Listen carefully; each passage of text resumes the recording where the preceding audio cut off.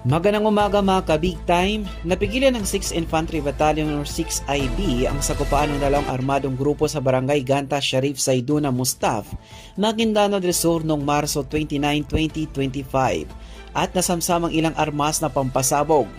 Ayon kay Lieutenant Colonel Al Victor Borkley, 6IB Commander, nakatanggap sila ng ulat mula sa mga residente tungkol sa tensyon sa pagitan ng grupo ni Badrudin Dagandal at Bindao. Agad rumusponde ang tropa bandang alas 6 ng umaga dahilan upang umatras ang mga armadong kalalakihan.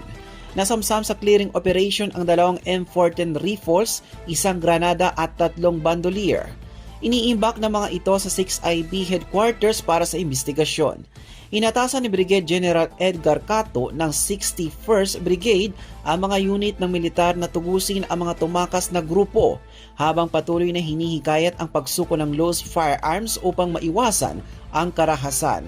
Samantala, pinuri naman ni Maj. General Donald Gomira ng 6th Infantry Division ang maagap na ulat na mga sibilyan binigyang diin ang paglabag sa eleksyon gun ban.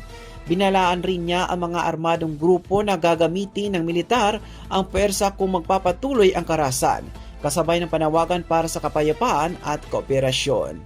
Para sa Big News Ngayon Pilipinas, Patrol Number 30, Loy Imam nag-uulat.